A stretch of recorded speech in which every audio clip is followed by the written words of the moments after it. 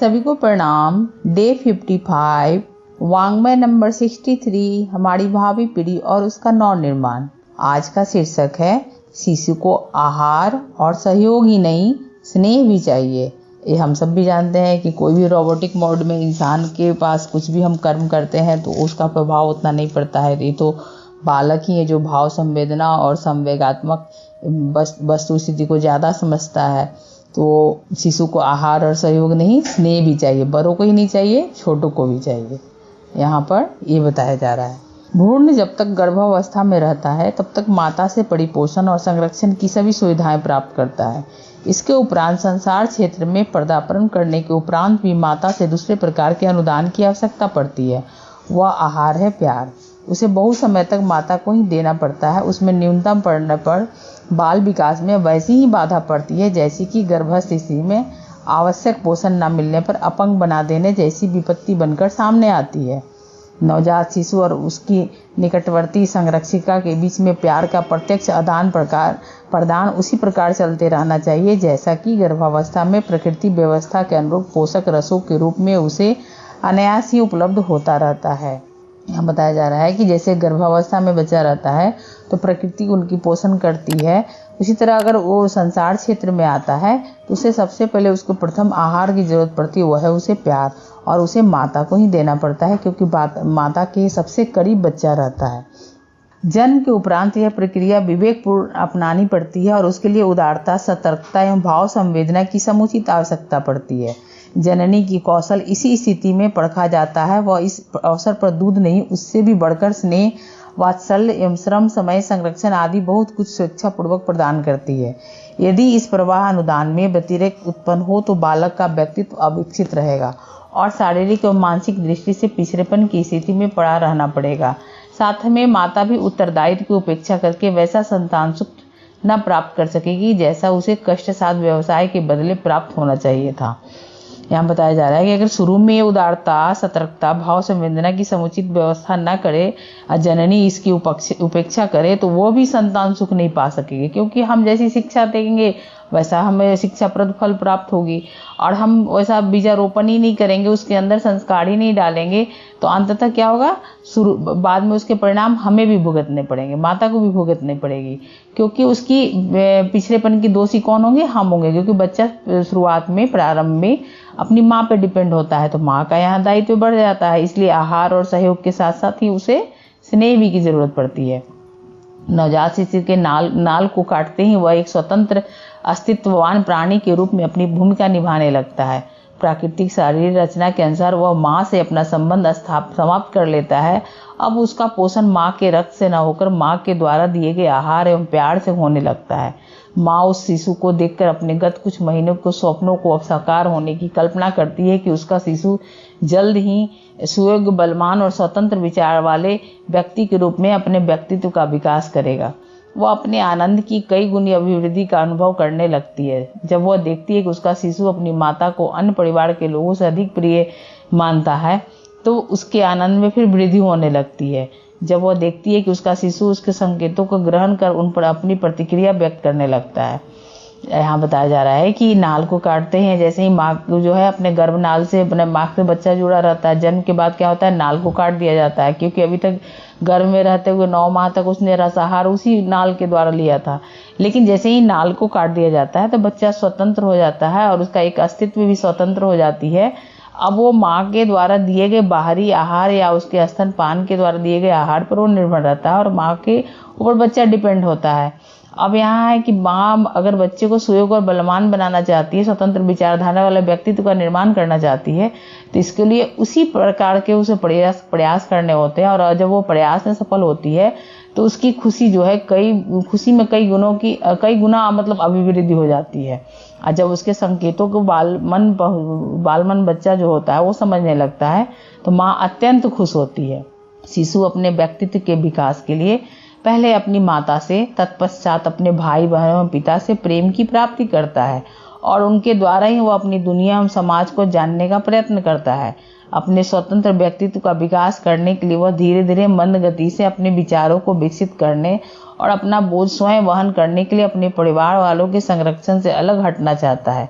इस बाल चेष्टा को देखकर माँ अत्यंत आनंदित होती है। उसे शिशु का लालन पालन भाव स्वरूप अनुभव न होकर वह आह्लाद बड़ा कार्य प्रतीत होता है।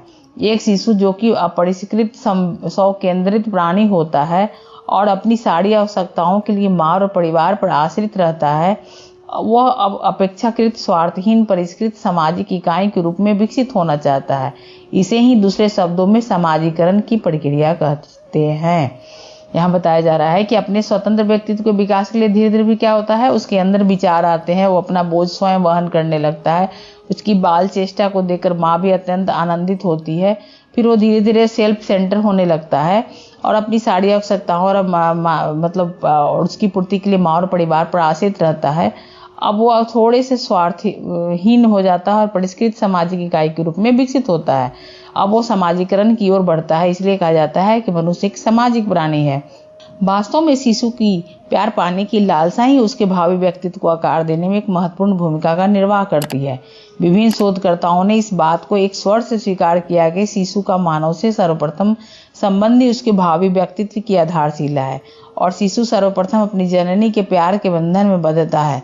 शिशु और उनकी जननी की एक दूसरे पर आसक्ति ही अधिकतर शोधकर्ताओं का विषय रहा है। शिशु मूलतः मिलनसार नहीं होता, वो अपनी इच्छा की पूर्ति तत्काल चाहता है, किंतु जैसे से उसकी उम्र बढ़ती जाती है उसे सभ्य समाज का अंग बनने के लिए कई प्रतिबंधों का पालन करके अपनी अनुचित इच्छाओं का त्याग करना पड़ता है। इसमें बताया जा रहा है कि प्यार पाने की लालसा उसके भावी व्यक्तित्व को आकार देने में महत्वपूर्ण भूमिका निभाती ही है। साथ में शिशु का मानव से सर्वप्रथम संबंध उसके भावी व्यक्तित्व की आधारशिला होती है, क्योंकि जैसे ही उसके जननी से प्यार आसपास के वातावरण में वो पलता बढ़ता है, वैसे वैसे उसकी व्यक्तित्व की निर्माण होती है और ये शिशु और उसकी जननी की एक दूसरे पर आसक्ति ही अधिकतर शोधकर्ताओं का विषय रहा है। शिशु क्या होता है, मूलतः मिलनसार नहीं है, तो वो अपनी इच्छा की पूर्ति तत्काल चाहता है, किंतु जैसे उसकी उम्र बढ़ती जाती है वो फिर सभ्य समाज का अंग बनने लगता है। प्रारंभ में सही बात है, वो समझता नहीं है, बस उसे भूख लगती है तो रोने लगता है, कोई तकलीफ होती है तो रोने लगता है। वो क्या कारण है, कैसे होगा, उसकी पूर्ति कैसे होगी, वो शुरू में एकदम उसके अंदर ये बाल मन में ये विकसित नहीं होता है कि उसकी इस इच्छा की पूर्ति कैसे होगी, लेकिन वो रोकर अपनी जो है इच्छा की पूर्ति तत्काल चाहता है। लेकिन जैसे जैसे उम्र बड़ा होने लगता है, वो समझने लगता है, तो वो प्रतिबंधों का पालन करके अपनी कई अनुचित इच्छाओं का त्याग करने लगता है। उसको बताया जाता है कि ये उचित है या अनुचित है, या फिर उसे थोड़े से धैर्य रखने को कहा जाता है, तो थोड़ी बातों को समझने लगता है। मनोविश्लेषक ऑटो फेनिकल का मत है कि बालक के प्रेम को प्राप्त करने के लिए माँ बड़े से बड़ा त्याग और बलिदान करने को तत्पर रहती है। इसी प्रकार जब छोटा बालक प्यार पाने में असफल होता है तो वह स्वाभिमान खो बैठता है और प्यार पाकर उसे फिर से प्राप्त कर लेता है। यह उसकी ज्ञान पिपासा में सहायक होता है। बालक को प्यार पाने की इतनी अधिक आवश्यकता होती है कि उसे प्यार करने के लालच देकर अथवा प्यार न करने की धौंस देकर किसी भी बात के लिए राजी किया जा सकता है। शोधकर्ताओं ने बताया कि छोटा बालक अपनी आग्रह पूर्वक मांग के द्वारा अपने माता पिता के व्यवहार पर अधिकतर जमाता है। कुछ माताओं से साक्षात्कार करने पर मालूम हुआ कि उन्हें अपने शिशु के व्यवहार पर अपनी प्रतिक्रिया आवश्यकता से अधिक व्यक्त करने के लिए विवश होना पड़ता है। शिशु निष्क्रिय रहकर अपनी बात मनवाने के लिए प्रतीक्षा करना नहीं जानता, वरन इसके लिए वह हाथ पैर मारकर स्वयं प्रयत्न करता है। सही बात है, शुरू में हम देखते हैं बच्चा जब रोता है, कोई के बच्चे को देखते हैं माँ के गोद से उतरना नहीं चाहता है या फिर किसी चीज़ के लिए जिद करता है तो वो माँ को छोड़ता नहीं है, माँ को एनी टाइम अपने पास चाहता है।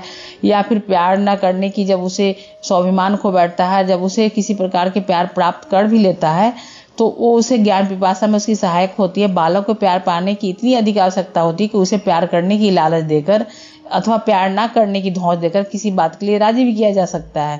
तो इसीलिए शोधकर्ताओं का कहना है कि छोटा बालक अपनी आग्रह पूर्वक मांग के द्वारा अपने माता पिता के व्यवहार पर अधिकतर जमाता है और अधिकार जमाता है एक तरह से। और कुछ माताओं से साक्षात्कार करने पे मालूम ही होता है कि वो अपनी शिशु के व्यवहार पर अपनी प्रतिक्रिया आवश्यकता से अधिक व्यक्त करने के लिए विवश होना पड़ता है।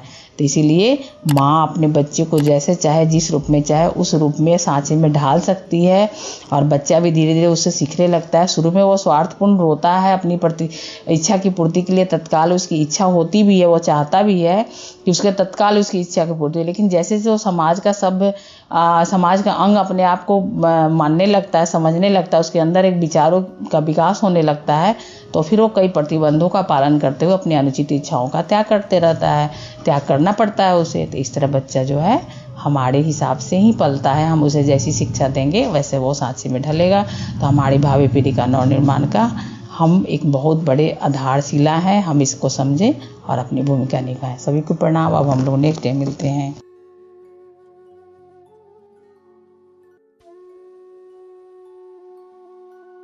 हमारे YouTube चैनल को सब्सक्राइब करें और बेल आइकन को दबाकर ऑल पर क्लिक करें ताकि आने वाले सभी वीडियोस की नोटिफिकेशन आपको मिलती रहे।